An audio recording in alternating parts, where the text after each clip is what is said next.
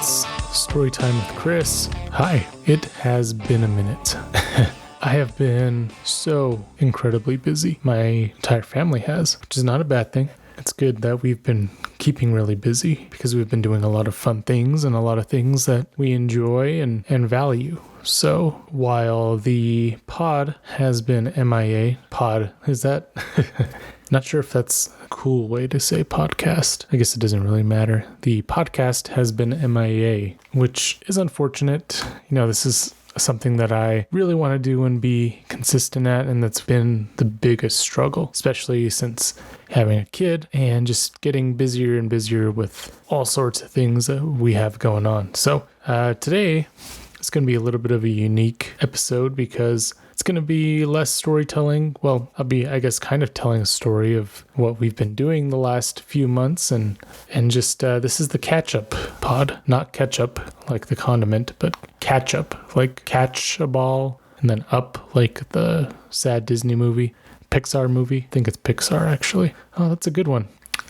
Maybe, my wife and I are always thinking of movies we can watch with our daughter, who is a year and a half almost, and we sometimes struggle to find a movie that is good, that is not just for kids. We watched WALL-E the other night, and that one was a little bit depressing because it felt almost a little too realistic. But Up, that's one we should add to our list. Okay, I'll remember that next time.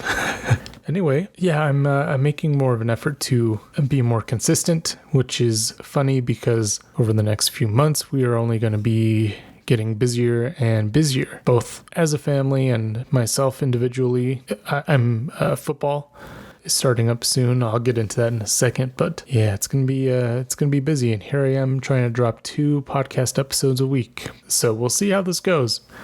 For the regular pod, as I'm calling it, episodes may be full length, longer episodes, 20 minutes to an hour. This is what I usually aim for. Really depends on the story that's being told or whatever I'm talking about. Sometimes it's pretty quick and simple, and sometimes it gets pretty long. So while I'm getting back into the flow of things, there may be more bite-sized episodes like today's, where it's going to be more short, more catching up, talking about something relatively small or less time-consuming. So so what have we been doing? The last few months, I feel like we've been making a really strong effort to do things outside. And my wife and I, of course, our daughter would spend all day outside if we let her, but it's been pretty hot, and she's still a little young to be outside all day, and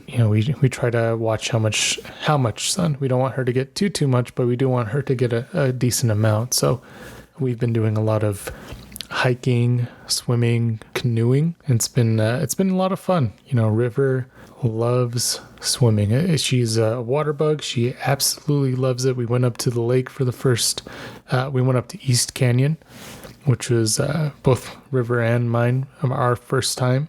It was really cool. She enjoyed the canoe for about 15 minutes, and then after that, she just wanted to play in the water and play with the rocks. And so it's definitely one of her favorite things, is just splashing around and collecting rocks.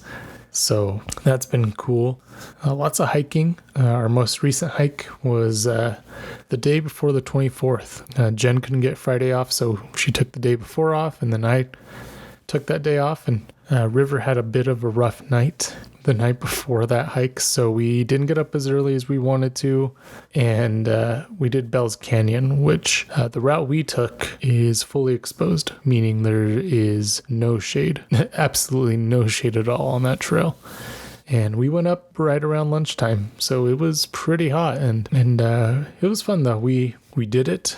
It was hot, and we got up to the Bell's Canyon, the bottom reservoir or lake, I guess.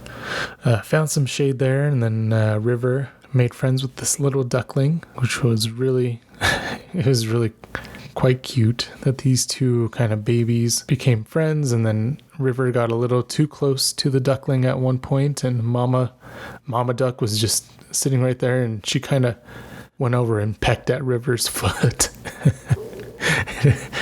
River did not like that. She got pretty freaked out by it.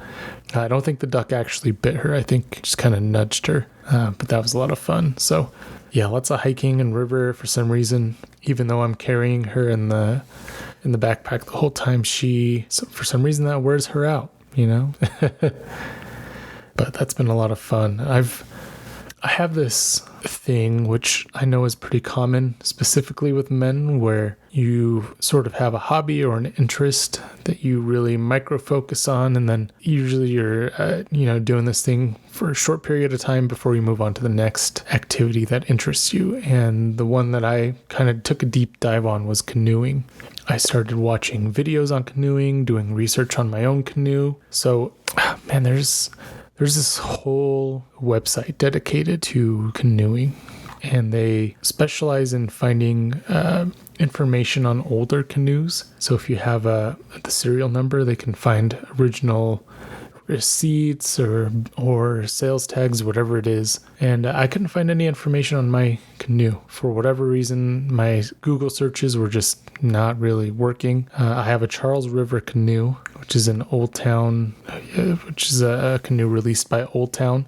And when I was doing research, I saw that the Charles River canoe was an early 1900s canoe, like 1906 or something like that. So I was like, that seems really odd, because this canoe is made with what seems like modern materials. There's no way this is a canoe that's over 100 years old. And based on what I was seeing, all the Charles River canoes were right around that time period. And so I submitted my serial number. I joined this canoeing website, and I typed in my serial number, and I asked for more information on my canoe. And it turns out that in, I think 2006, Old Town basically released a new version of the Charles River canoe.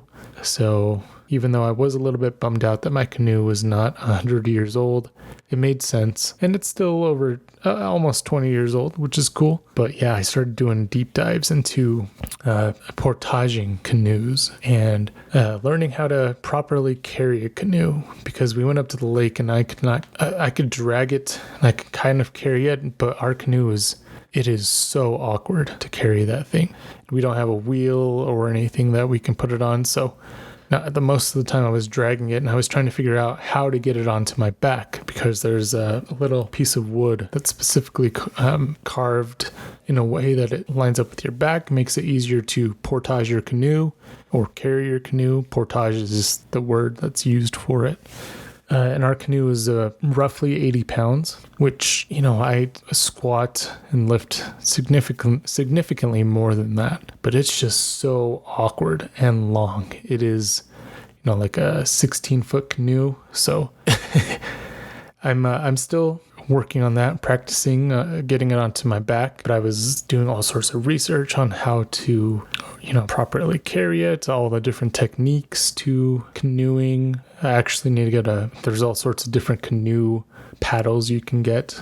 Our canoe came with some kayaking paddles, I believe, which, they work, they do the job, but it would be nice to get some actual canoe paddles. I think it would help a little bit. I learned that I had terrible technique for canoeing, and there are all sorts of I learned so much about it, and what I really want to do is, I want to do a few things. I want to take the canoe out with my buddy Julander, and he's coming back soon. Hopefully we can go out and do some fishing on the canoe. I think that would be really cool. I actually haven't gone fishing in, I don't know, a long time. At least 12, 13 years since I've gone fishing. So he's got apparently a few extra rods. He'd be willing to get me one, which is awesome.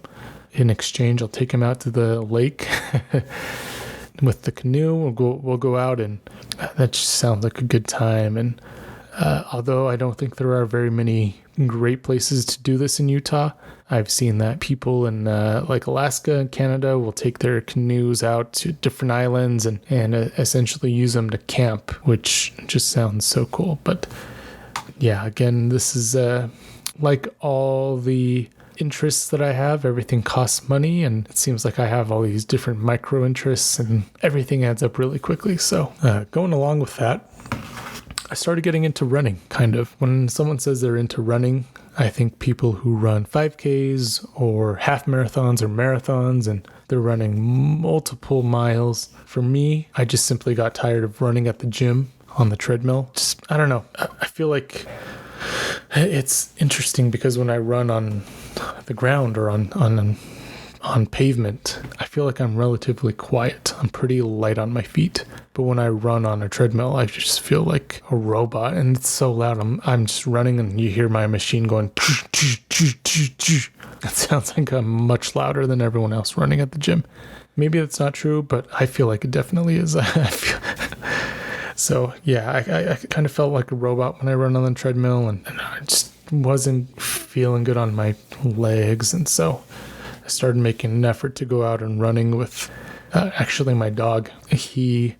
I tricked him one day. I said, we're going for a walk, and we actually went for a run, and he looked so angry with me afterwards. He's like, really? You took me for a run? And that was less than a month ago. And now every time I come home from the gym, he's like super excited, and he's like, all right. He gets up, he starts stretching, and he starts wagging his tail and tells me that he wants to go for a run. So I've been taking him quite a bit.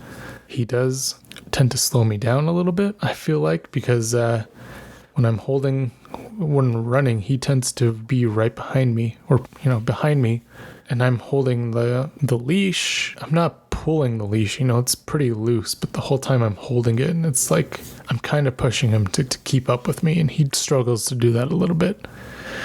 So that's been fun. My wife and I have a goal of running a 5K, so we're working towards that.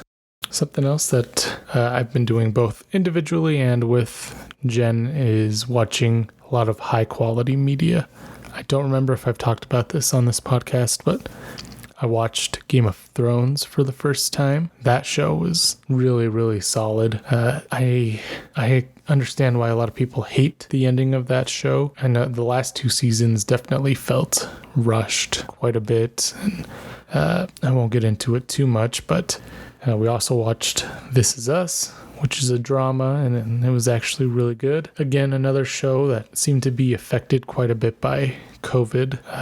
In the last season, maybe 2 seasons, felt a little rushed as well on that one, I think. And that, the second to last season, they started wearing masks, and it was during COVID. So, that definitely had an effect on television, especially that show and one other show that we watched a long time ago, but it's a solid one, is Superstore. It's a comedy. One of the, I think, writers from The Office created that one, so another one that was cut short by COVID.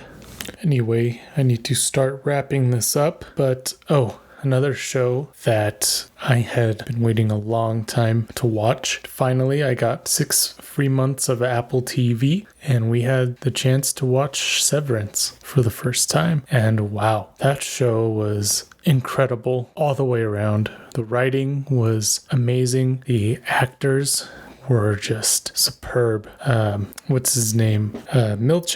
Seth Milchick. Who plays him? Oh my gosh. Tramell Tillman. Tramell, I was introduced to in the latest Mission Impossible movie. He kind of stole the spotlight in that show. And in that one, in my opinion, he was just, I'd never seen him before. And his delivery and acting skills are just top tier. And then in this show, he was probably the best actor, although everyone was amazing in it. And if anyone is interested in me talking about some of these shows, I would consider doing them for an episode.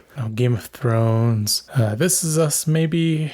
We'll see if I do an episode on that one. It was a good show. I wouldn't say it was like one of my favorites ever, but it was really good. And then Severance is just, I understand all the hype. I completely understand it. Now if you haven't watched it, I highly recommend you go watch it, because I've been doing that for all our friends and families, recommending that show. It is that good. So yeah, anyway, like I said, I need to start wrapping this up. But as I mentioned before, football season is starting up. So my Saturdays will be, unfortunately, and fortunately busy. The company that I work for during football season, they run the youth program, youth conference football. They're doing things a little bit different this year for the media team, at least for myself and a few others. So that is very exciting. I'll be doing something more in line with what I want to do with media, which is so cool. Something I've wanted to do for a long time. And then, of course, the NFL season is starting up as well. So more sports time podcasts will be coming. Those will be released on Fridays for those who are interested. If you don't know, I mostly cover the 49ers. No, I'm not some sort of reporter, but I do give my opinion on things that are happening with the team, especially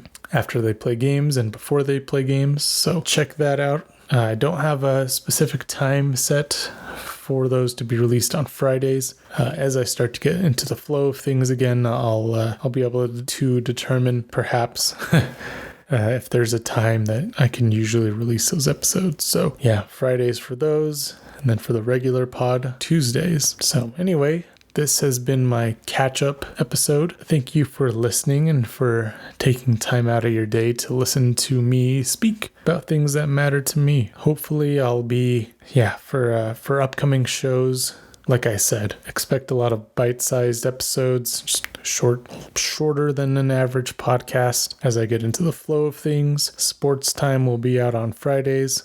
I'm really hoping that I can, I should probably start scheduling this now before things get too busy, because it's hectic, and trying to get everyone together to do things nowadays is just so hard because we're all doing our own things. We're all adults now, and but I would love to get my dad and brother together to do our annual NFL prediction show. So hopefully I can wrangle that together. And as soon as I get more information, I'll put that out there for you all. Anyway, thanks again for listening. This has been Storytime with Chris.